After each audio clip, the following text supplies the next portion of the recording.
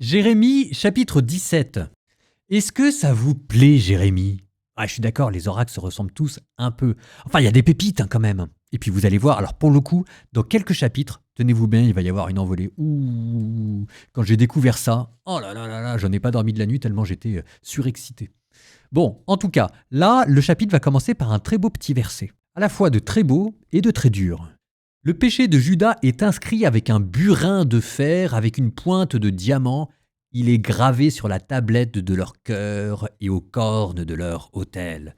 Je vous mentionne ça parce que ça fait douloureusement écho, ou en tout cas ça explique un verset que l'on entendra plus tard. Voici que je graverai ma loi au plus profond de leur cœur. Jérémie chapitre 31. C'est un verset qui est encore plus connu celui-là, parce qu'il parle de l'alliance nouvelle de Dieu qui grave sa loi d'amour dans notre cœur avec le poinçon de l'Esprit Saint.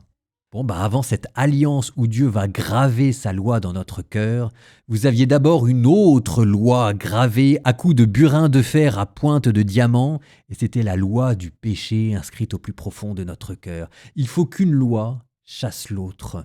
Ensuite, deuxième petite remarque, vous allez voir, c'est assez étonnant. Jérémie, qui est d'habitude plutôt dans l'introspection psychologique et dans ses états d'âme, cette fois-ci se révèle philosophe. On aura le droit à des sentences de sagesse. Jérémie, qui de prophète se transforme en philosophe, et en philosophe cynique.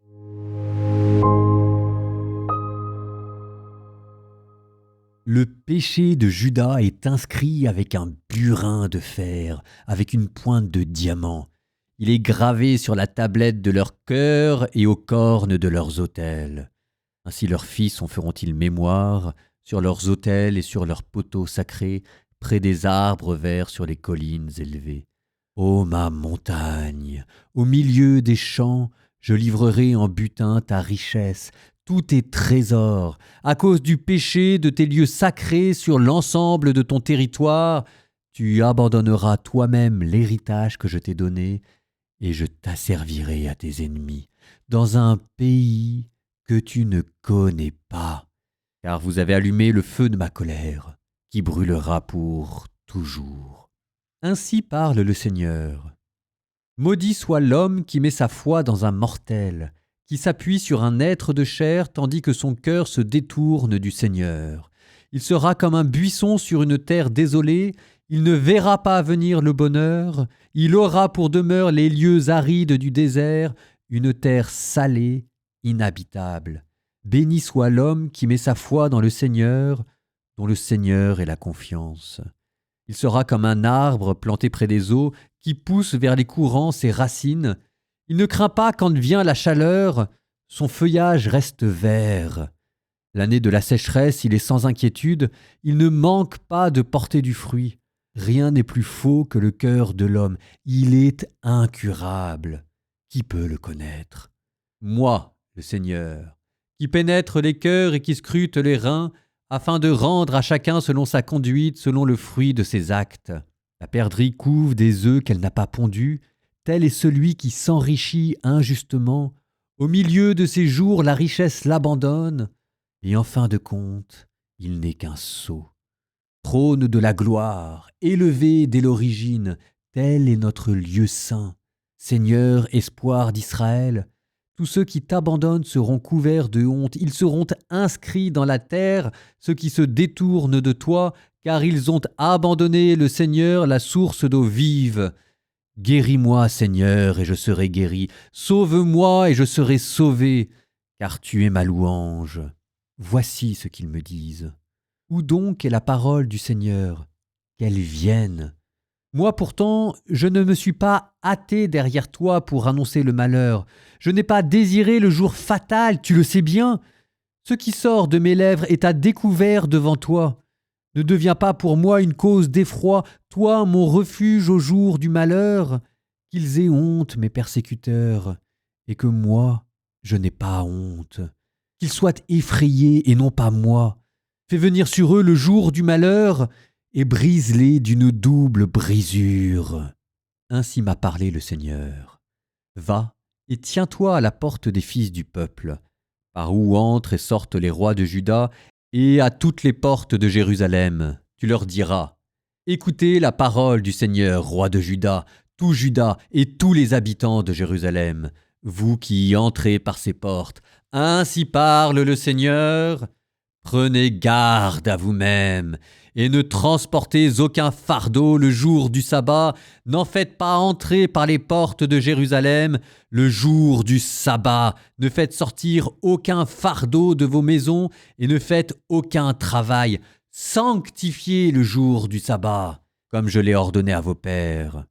Mais ils n'ont pas écouté, ni prêté l'oreille. Ils ont raidi leur nuque pour ne pas accepter ni recevoir de leçons. Si vous m'écoutez bien, oracle du Seigneur, en ne faisant entrer aucun fardeau par les portes de cette ville le jour du sabbat, en sanctifiant le jour du sabbat sans faire aucun travail, alors voici, par les portes de cette ville entreront des rois et des princes siégeant sur le trône de David. Ils entreront sur un char attelé de plusieurs chevaux, eux et leurs princes. Puis les gens de Juda et les habitants de Jérusalem, et cette ville sera habitée pour toujours. Ils viendront des villes de Juda et des alentours de Jérusalem, du pays de Benjamin, du bas pays, de la montagne et du Néguev, pour présenter holocaustes et sacrifices, offrandes et encens, pour présenter l'action de grâce dans la maison du Seigneur. Mais si vous n'écoutez pas, si vous refusez de sanctifier le jour du sabbat en portant des fardeaux et en franchissant les portes de Jérusalem le jour du sabbat, alors je mettrai le feu à ces portes. Il dévorera les fortifications de Jérusalem et ne s'éteindra jamais.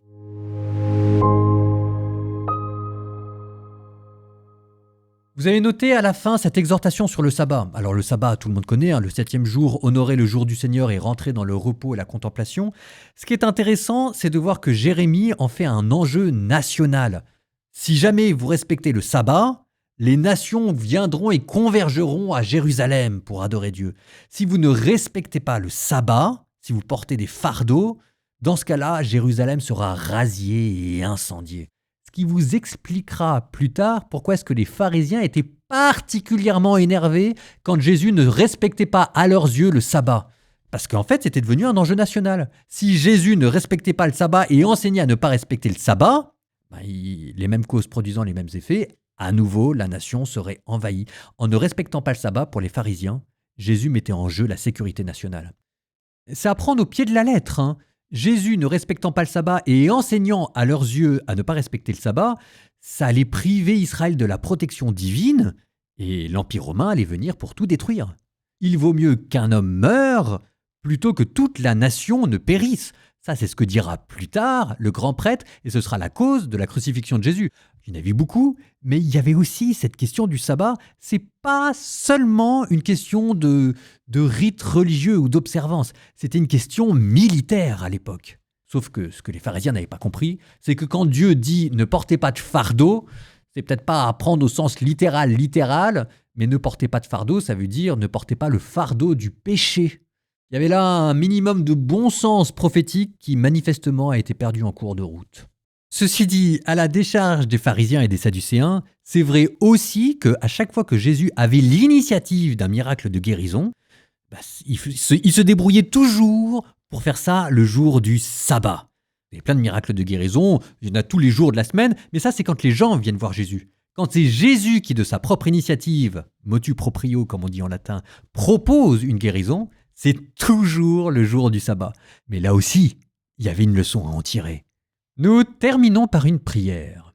Cette prière, c'est celle que vous avez entendue au verset 12, prière du prophète qui commence par trône de la gloire. Donc pour terminer, nous redisons la prière que Jérémie un jour pria devant le Seigneur. Tiens, d'ailleurs même, on a un peu de temps. Ce que je vais faire, je vais vous mettre 1 ou 2 psaumes. Chut, vous direz rien.